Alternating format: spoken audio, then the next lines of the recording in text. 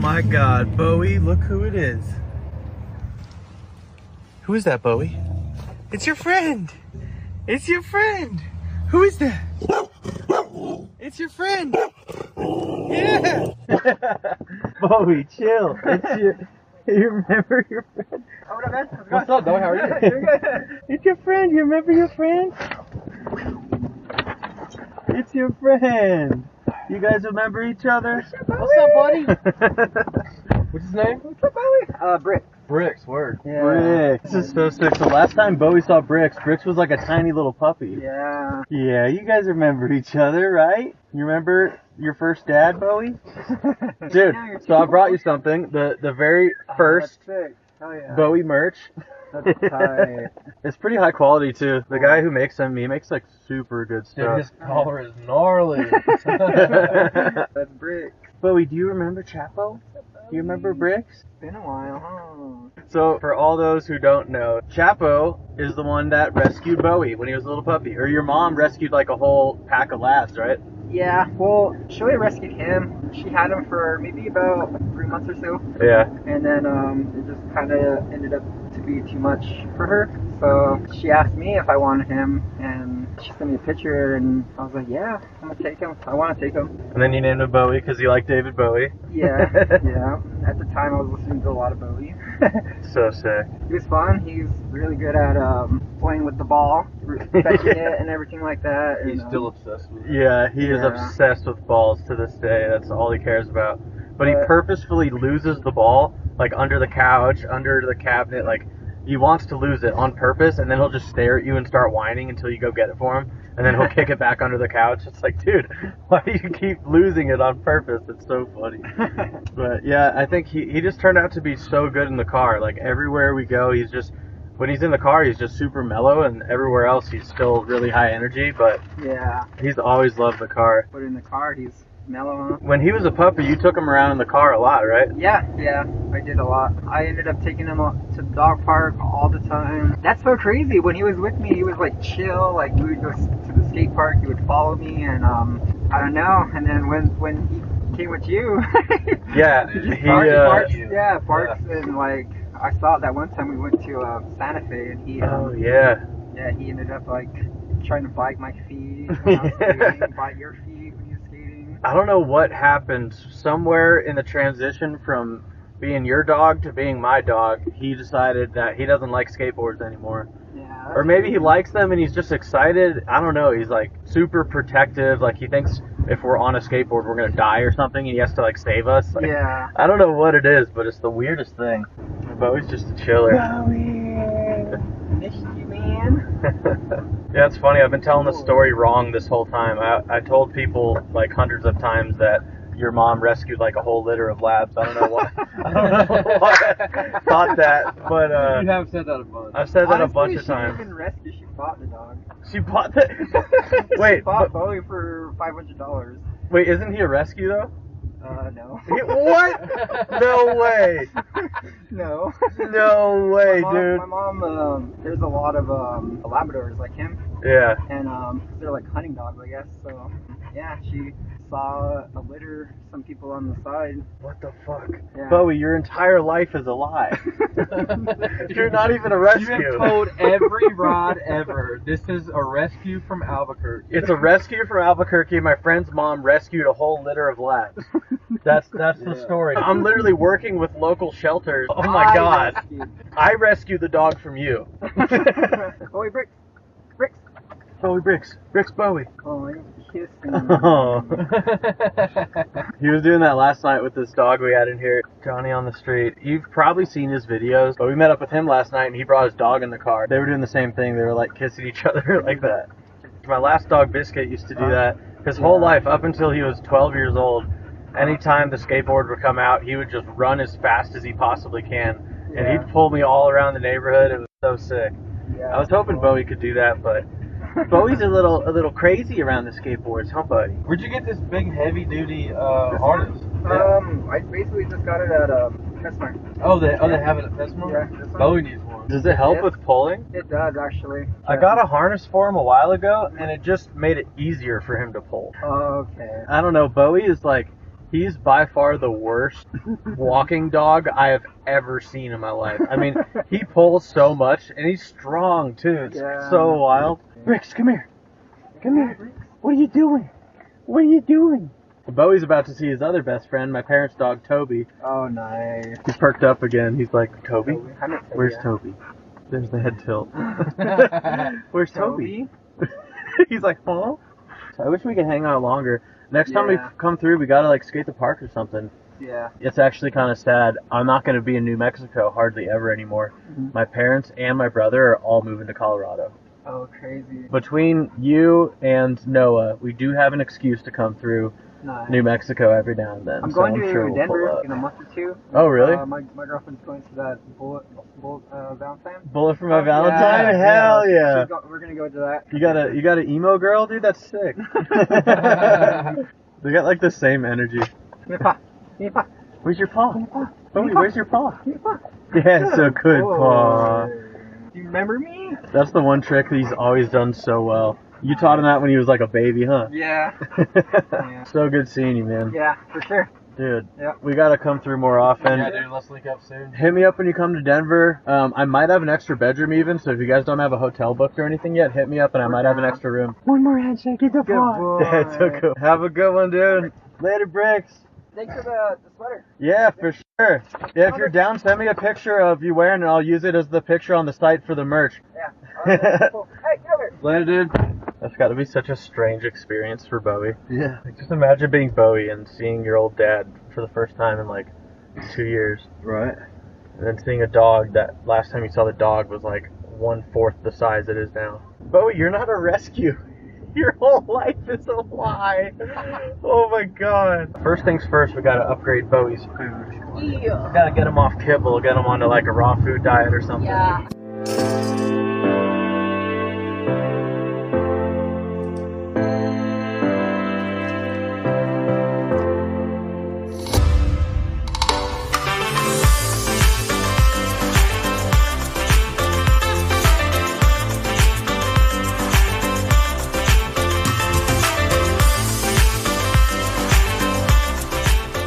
Yo! What's happening? What up, man? How you been, Eric? Good. How you been? Yeah, good. Good to see you. What's up, man? Let's see if we'll do. Oh, there we go. Yeah. You got the paw right away. That's right. How you doing, man? Oh, good. Good to see you. You as well. Finally back in town and doing my rounds. This is a dear home for you. Yeah, good old Thousand Oaks. I try to make it back once a year, and this year is a little bit different. We're doing half work and half leisure. Nice. Trying to get some stuff done while we're out here. All right. What have you been up to? I've been working, man. Social media advertising. Nice. Making people money on Instagram, TikTok, and Google. Well, TikTok and Instagram and, well, YouTube, so I guess Google. Yeah. That's kind of what field we're in at the moment. I love it. Hey. I'm sure we have a lot to talk about. I was happy to get a phone call from a friend, man. Right. An old friend. Yeah, I love it. So, for all of those who don't know, which is almost everybody, we used to be neighbors. Yep. And long before that, you were actually a pro for Santa Cruz in the late 90s, right? Yep. Early 2000s, yeah. Early 2000s. So we both have history in skateboarding, and then over the years you got into different fields and you became friends with Mikey Taylor. You knew him all along? Yeah. When I met Mikey, he was a kid. Okay. And I was pro at the time, and then watched him come up, and we actually do the social media agency together. He's part owner with me. That's awesome. You're going to hit a homeless dude right now. Watch out. You see that? Yeah. Dude. Yeah, there's like 4 in Thousand Oaks, and there used to only be 2. Look at this good boy, man. He's just going to sleep. Are you tired, buddy? Oh, So yeah. he got super into real estate, and then I got super into the advertising. And so I started just learning ads and how to make people money doing ads on Facebook, Instagram, which is now Meta, Sure. and then Google, YouTube, and TikTok. Solid. It's been a great run. That's amazing, dude. So, advertising, and basically, do you work with influencers that want to advertise, or is it mostly brand? We do a little influencer. It's mostly brands. It's mostly e-commerce products. So if someone has a product that they want to sell, we run the ads for it. And, Right. you know, we've made a couple millionaires, or helped make, I should say. And it's just a great thing to watch entrepreneurs go from starting a product to making a full-grown living and building a company doing it. Right. So, for example, when I drop this line of merch here, I got Yep. these Bowie hoodies that I'm working Mhm. on. If that, if the first 50 sell out and then I do a run of 250 and I'm like, okay, I think I Yep. have something here, I could hit you up and you could get this merch out to a bigger audience of people. That is what we do. And Yeah. the cool thing about it is that with paid, it stays consistent. Like organic, some of the videos will go big, other ones won't get as many views, but with paid traffic, what we do, and we also do email and SMS marketing as well, you can keep consistent sales going. Really, really cool. It's a whole new space that I'm looking into now. I always did video stuff. I always did social media stuff. But, once you get to a certain level of, I guess you could call it an influencer, Yeah. I'm thinking about all types of different stuff now. Like, how do you start a brand? How do you capitalize on Yep. however many eyeballs or clicks or views everything is getting? It's a massive opportunity, Dude, you know what's funny? Funny topic is you and I both come from skateboarding, Right. but influencing kind of became the new skateboarding. Like, Yeah. in high school, it used to be like I was going to be a surfer, skater, snowboarder, motocross rider. That's what, that's what everybody wanted to be.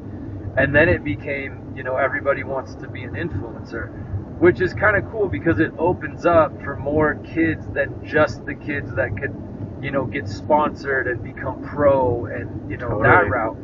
Now you have, people who aren't sponsored, who grow huge followings and who do rad shit like Uber with their dog. Yeah, exactly. Yeah, it's funny, man. Yeah, I remember when skateboarders first started doing the whole YouTube thing, like Chris Chan and Yeah. John Hill, and they were Yeah. getting so much flack for that back then.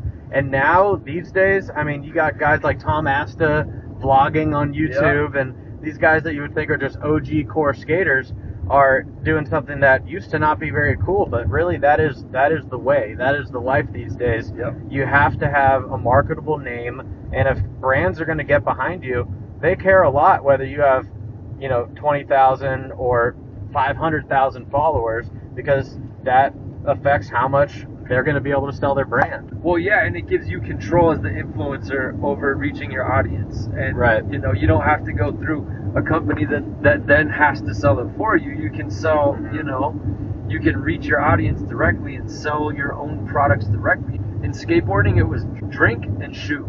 Yeah. That's where everybody made their money, right? Yeah. With influencing, with having your own audience, you can decide what you sell, and you can basically sell it whenever you want for whatever you want. You can create any product you want, Totally. And speaking of skateboarding, there was one thing I wanted to bring up, which is it was sort of an infamous handrail.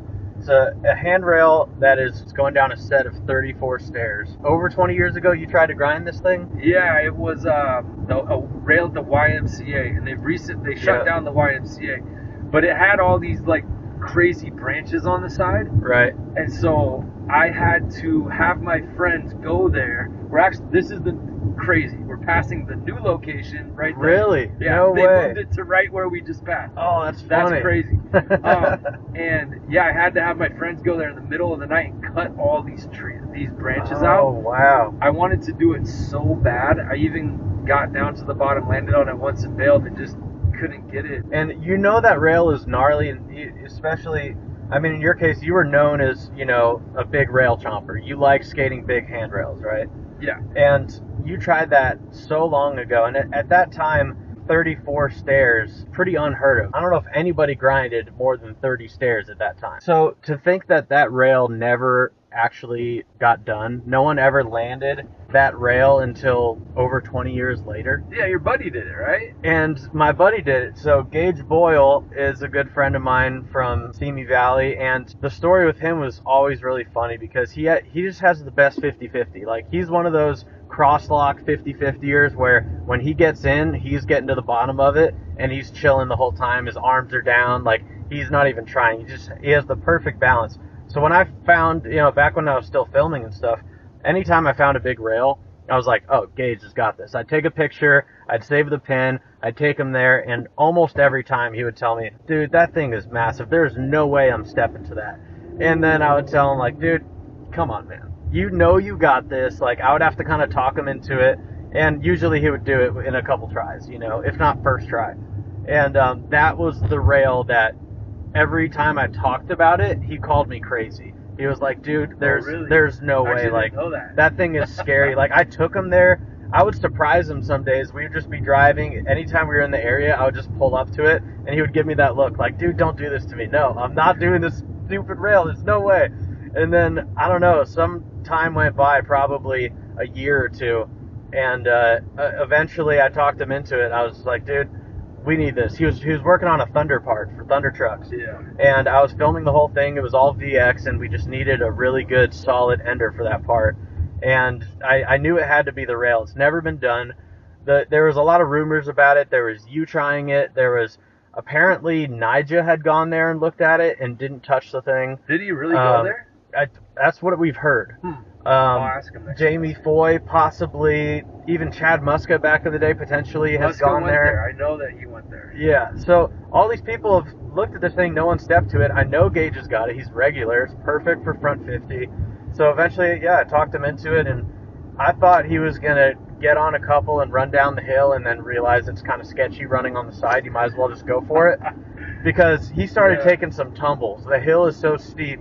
I have all the B-roll from that day, and he was trying it for like an hour.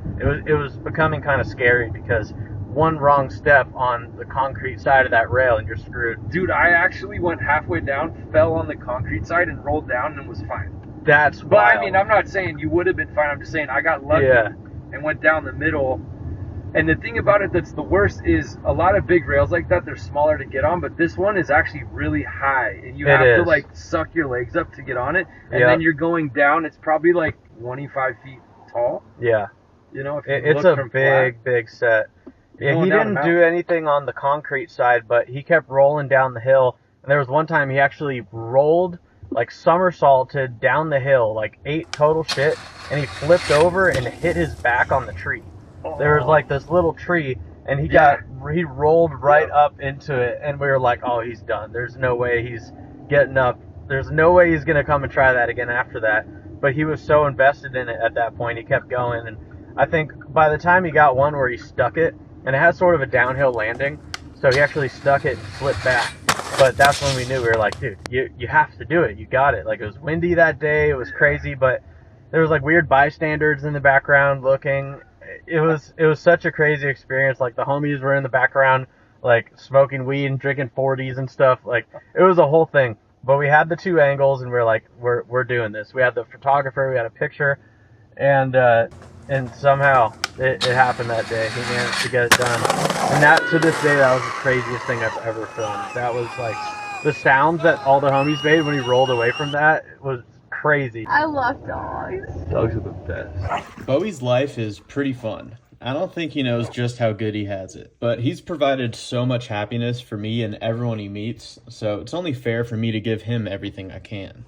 Most days he's out playing at the park, going for walks, getting love from passengers, but he has so much energy, sometimes it's hard for him to unwind at the end of the day, which makes it impossible to get any work done. One thing that's been helping a ton is these stress relief chews from Pet Relief. The peanut butter flavor always has him coming back for more. And just a few of these per day puts him at ease and allows me to get all my work done so we can get back to playtime. They also work great for car rides. Everything Pet Relief makes is plant-based, USDA organic, and vet formulated. So we're proud to bring them on as an official Uber Dog sponsor. If you want to try out some for your pup, hit the Pet Relief link in my bio and make sure to use promo code UberDog20 at checkout for 20% off your order. What was the first thing you did after skateboarding? Like, what kind of stuff were you getting into that kind of led up to where you're at now? Dude, I was a broke entrepreneur. I'm the typical entrepreneur that, you know, I'm not crazy successful. I do really well with my agency, but I just struck out at, like, I don't know, 5 businesses until I finally got one where I'm making good money now. That's awesome. Yeah, I saw the Tesla out front, and I was like, dude, this dude's killing it. This is tight. It's good to see homies doing well, you know? Yeah, it took a while, man. There was a couple L's I took that were just not fun at all, you know, but hey, you know what? To go from a professional skateboarding career to, you know, making good money career, it's not easy. Not just skateboarding, any athlete where you go from playing a game, as they say, every day to sitting in an office or figuring out how to make money, it's not easy. For sure. So it took me a while of striking out. Especially skateboarding. I mean, a lot of skaters, you know, you have to kind of get it young and hungry, and you're in high school, you know, around that time. So if you're going all in on a skateboard career, a lot of the times these guys are not graduating high school, they're not going to college, and they're just thrown out into the world relying on sponsors or whatever. You get hurt, you get one injury, and your career's over, and then what do? You know, so you have to be really lucky. Like, I love the way Mikey did it. You know, he's lucky to come from, it seems, a good family, and his parents had him set up with the financial advisor, so he had a plan for after skateboarding. He probably didn't know exactly what it would look like, but he knew that he was going to figure it out. He didn't go, you know, flexing and spending any money that he got like, you know, others did. So it's really cool to see, especially in my case. Like, I tried so hard to make a career out of skateboarding, but I was just the hometown filmer, you know. I had a lot of friends that I grew up filming with that ended up making careers out of skateboarding, but, you know, I guess my thought process was they would take the hometown filmer with them, but they go and ride for brands, they already have filmers, you know? Yeah. And I was so devoted to the VX1000, it was like the filmers that were getting jobs, like my buddy Felix got a job with Baker and all this stuff, but he was filming with HD cameras. And by the time I stepped it up to HD, I was like, you know, I'm already so behind that whole wave. It was like having to relearn everything all over again. And I just kind of fell out of love with it, but I feel like things lead to where they're supposed to, you know. All of that work I did, making videos, running social media, working with skate companies, I was learning marketing, I was learning networking, and that is all the skills I needed to do exactly what I'm doing right now. So if you had to ask me right now, what is one of the coolest careers you could have, it's influence, being an influencer, having a following, right? And think about it, back in the day as a skate filmer, you went to work for a company, and it was really hard to transition that into an actual career. Right. But now, if you go into building an audience, you essentially have a lot of freedom to do your own thing. So Sure. that's why what you're doing is really cool. I appreciate it, man. It's rad. Bowie. And, What's up, buddy? Bowie. Bowie, do you want a treat? Are you Bowie. tired from chasing birds all day, you little bird dog? What's up, dude? Come here. What are you doing? He's like, I'm so tired. Let me see your paw. Where's your paw? Let me see it. Where's it at? Oh, Yeah, there it is, good buddy. boy. Yeah, that's a good boy. Yeah, man, we're going to be in CO for the rest of the night. We're going to PJ's. We're going to do karaoke. PJs. Yeah, it's like a pool hall, bar kind of thing. Oh, We're yeah, going to be we're there gonna, like- singing karaoke if you want to come say what up. Dude, I got actually a ton of work to do tonight, but For yeah, sure. Well, we'll be in town, man, so hopefully I'll Okay. catch you again. All right. Thanks for coming on the show, dude. Yeah, dude. Good to see you, Kevin. Yeah, you as well. Buddy. All right, buddy. Good to see you. Oh, you still got the toy. You still got it. Thanks for the toy, by the way. Dude, of course. All right, buddy. Have a good night, brother. All right, you too. Later. Thanks so much for watching. Happy game day, Scobo. Subscribe down below. Like, follow, Linktree, subscribe. Subscribe and follow. Yes. I'm gonna follow the Instagram. Follow the TikTok. I'm gonna follow the TikTok. Like and subscribe. The Uber dog.